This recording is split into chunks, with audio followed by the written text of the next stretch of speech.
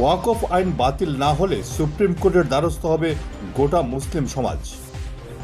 ওয়াকফ আইন বাতিল না হলে সুপ্রিম কোর্টের দ্বারস্থ হবে গোটা মুসলিম সমাজ।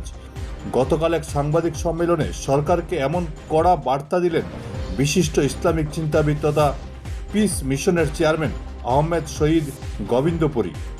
Bureau report Barak vision. অক্ষ সম্পত্তি এইভাবে অধিগ্রহণ করে বিচিত্র নয়, আপনাদের বন্ধুদের হাতে বন্টন করে দিতে পারেন। আগামী সময়ে গ্রুদ্ধারের সম্পত্তি আপনারা এইভাবে অধিগ্রহণ করে বন্টন করে দিতে পারেন। হিন্দু মন্দিরের সম্পত্তি আপনারা এইভাবে অধিগ্রহণ করে বন্টন করে দিতে পারেন। জৈন সম্প্রদায়ের সম্পত্তি, ধর্মীয় সম্পত্তি আপনারা বন্টন করে দিতে পারেন।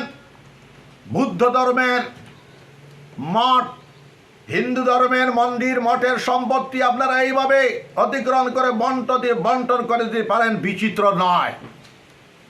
আপনারা তামুন, ন্যায় প্রতিষ্ঠা করুন, সকলের পক্ষে কাজ করুন, সকলের কল্যাণে কাজ করুন, শান্তির জন্য কাজ করুন, শিক্ষার বিকাশের জন্য কাজ করুন, জ্ঞান বিজ্ঞানের জন্য কাজ করুন। সমস্যা সৃষ্টি করবেন না।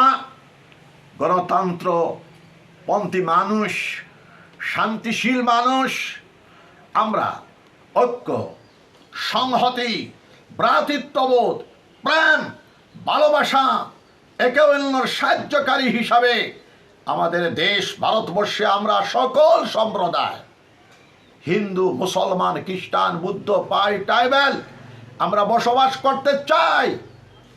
ডিভাইড অ্যান্ড রুল, অনৈক্যের সৃষ্টি আপনারা করবেন না। সুন্দরভাবে চালায় যান, আমাদের প্রার্থনা থাকবে। আপনারা দেশ চালান, আমাদের কোনো বাধা নাই। কিন্তু একটার পর একটা সমস্যা, বুলডোজারের সমস্যা, কোনো সময় মাদ্রাসা নিয়ে সমস্যা, কোনো সময় মসজিদ নিয়ে সমস্যা, কোনো সময় এই সেই সমস্যা। আগামীতে আপনারা বিচিত্র নয়, অভিন্ন দেওয়ানি আইনের সমস্যাও করতে পারেন। আপনারা এদিকে যাবেন না। ভারতবর্ষ পৃথিবীর সুপার পাওয়ার হোক, সেটাই আমাদের কামনা। এই দেশ শুধু আপনাদের দেশ নয়, এই দেশ ভারতবাসীর দেশ, এই দেশ জনসাধারণের দেশ, এই দেশ ভারতবর্ষের নাগরিকদের দেশ। আপনারা ভাববেন না, শান্তি, সম্প্রীতি, ঐক্য, ভ্রাতৃত্ববোধ, প্রেম, ভালোবাসা, সকল সম্প্রদায়কে অতীব সম্মান করার প্রচেষ্টা চালিয়ে যান। খেয়াল রাখবেন, ক্ষমতায় কোনো পার্টি সব সময় থাকতে পারে না। আজকে আপনাদের পার্টি ক্ষমতায় এসেছে, গণতান্ত্রিক দেশে আরেক পার্টি আবার ক্ষমতায় আসবে। ক্ষমতার হাত বদল হবে, ধরাকে সরা জ্ঞান করবেন না। আমি গোবিন্দপুরী পিস মিশনের চেয়ারম্যান, জনসেবা পরিষদের চেয়ারম্যান, সুশীল সমাজকর্মী মানুষ হিসাবে আমি এই কথাগুলো আপনাদেরকে পরামর্শ দিলাম।